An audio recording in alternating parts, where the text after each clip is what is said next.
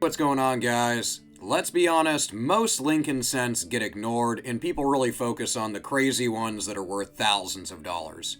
But I wanted to talk to you about a few modern, regular issue pennies that are hiding in plain sight, that have sold for hundreds or even thousands of dollars, that you should get really excited about. They're not mint set coins, they're not proofs, and there's no crazy double dies in this, just real coins that were released into circulation and can still be found today in your wallet, your sock, your pocket, whatever you keep your change in.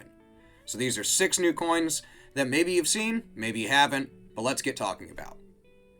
The first one I think is a really fun one. It's a 2014 Shield cent with a rotated die. These aren't super rare by design, obviously, but what makes this one really valuable is a die rotation error. When you flip most coins vertically, the reverse should line up pretty straight, but some 2014 P and D cents show a dramatic rotation. So sometimes we're talking close to 90 degrees or more. These are just crazy coins, they're not just curiosities. One of them certified with this error and was a really good example, graded MS61, sold for $115 only a few months ago, with a crazy pristine example at MS69 red hitting over $2,000 only a couple of years ago. So yeah, it pays to look through those 2014 Shield cents. The next one is the 1960D small date over large date.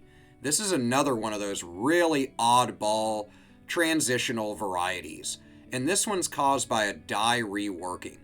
These 1960D coins are great. Most people only check for large versus small dates, but some dies had actually both of them, creating a slight overlapping look, kind of. The key, look for a tighter curl in the 6 and an overall shorter digit height. Certified MS66 examples have sold for well over $3,000 or $4,000.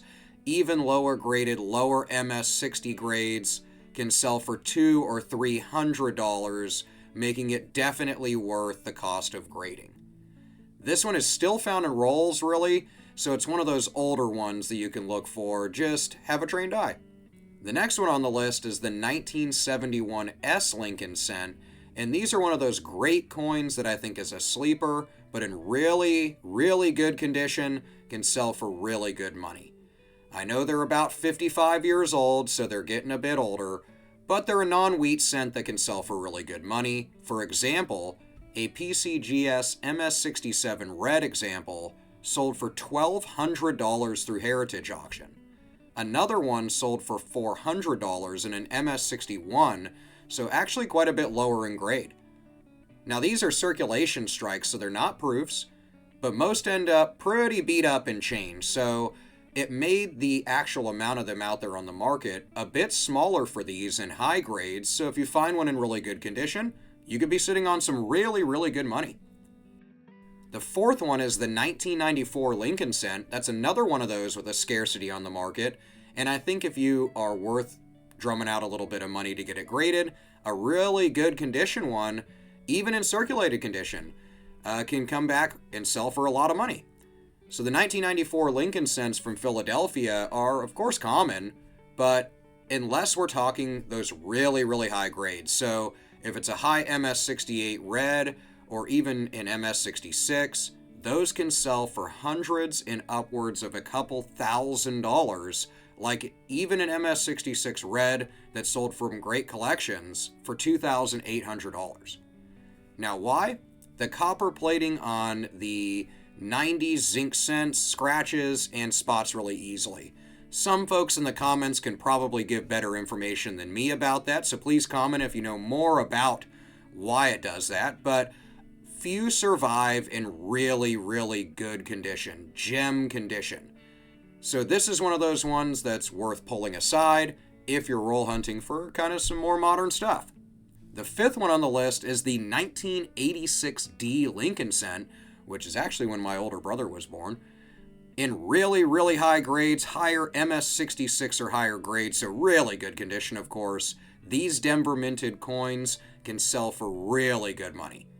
So it's not exactly an exciting year, of course, except, well, sorry to my brother, but collectors will pay big for the perfection on these coins. So an MS68 red example from Denver sold for $1,800 through Heritage Auction, and another in MS69 red crossed over $7,000 in 2021. So a crazy amount. With only 2 MS68s known by PCGS, the reports alone just justify the price tag. It's very scarce, but if you were to come across a 1986D Lincoln cent in extremely good condition, then you could be sitting on some really good value there. The sixth and final one on our list is the 2017P, so I wanted to end with a bit newer one, and that's a 2017P Lincoln cent, of course, with the 1-year mint mark. So, the 2017P Lincoln cent is historic. It's the only year the Philadelphia Mint ever stamped a P on a penny. So it wasn't a mistake, of course, it was just a quiet anniversary to celebrate the Mint's 225th year.